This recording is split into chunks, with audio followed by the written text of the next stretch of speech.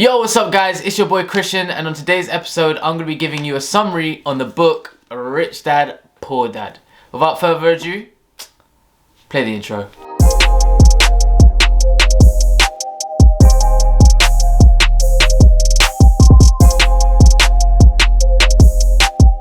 Giving you guys a little bit of an introduction to the book. It was written in 1997 by Robert Kiyosaki. The book essentially gives people from lower to middle class backgrounds methods to becoming rich.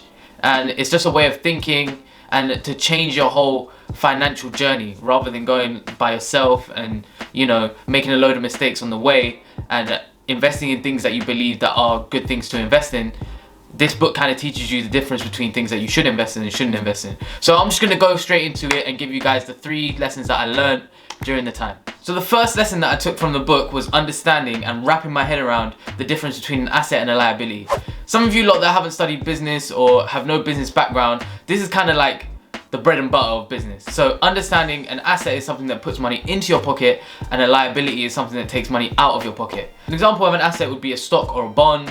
So something that essentially appreciates over time. So if I was to use the housing example where I would essentially have a mortgage for a house, but I'd have tenants within the house, I'd be getting rental payments each month.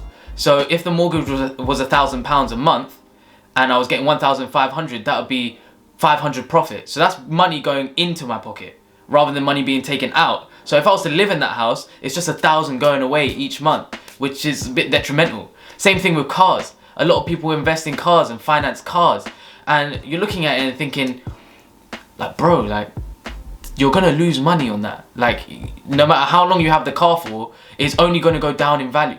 So yeah, one of the main takeaways from the book was that the rich invest in assets and the poor invest in liabilities. What really confuses me is that people are so apprehensive to invest in stocks and bonds when these financial instruments have the potential to make you money.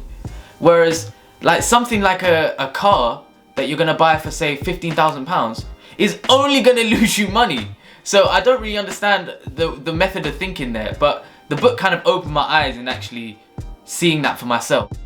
The second lesson that I took away from the book was the power of corporations. Now, what I needed to understand was why were corporations so powerful? And it all comes down to tax. The tax system is the biggest swindler for people that are in middle to lower class families. So can you imagine if you were earning £100,000 to £250,000 a year, which is a lot of money, but it was all salary based, you would get charged 50%. That's like me telling you work Monday to mid-Wednesday for free. It doesn't make sense. Whereas the rich use corporations to bypass that tax system. So if I'm gonna show you guys the difference between owning a corporation and not owning a corporation, it makes a lot more sense. So what people that have a corporation do is they make the money, spend the money, and then get taxed on the money. Now, what people that don't have a corporation do is they earn their money, get taxed on their money, and then spend their money. If you can try and put your head around that, you'll see what I mean. So the way that they do it is that they use their income statement. So if you own a corporation, you have to file like a financial report at the end of every year.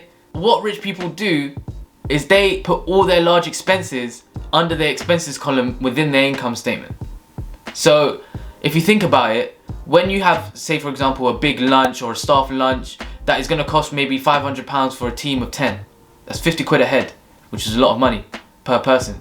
So rather than paying that out of your own pocket, you would use an expenses card where you would put it under the corporation's name where it would get written off, therefore reducing the overall profit of your business but still having that asset of the lunch. So what will happen, the overall profit of the business will be lower. Therefore, if the profit is lower, you get taxed a lot less because you only get taxed on your profits. Also, if you set up a limited liability company, all your own personal assets are safe. So say for example, you own your own home and you know your company goes bust, it goes bankrupt, fails, skydives, kamikazes, flops, decays, dies, all of that. Yeah. If that happens to your company, the people that are owed their money cannot attack your own assets. So yeah, that's basically another way of preserving your own wealth rather than actually like putting it all on the line and potentially coming out with nothing. Now the third lesson or takeaway that I got from the book really changed the game for me.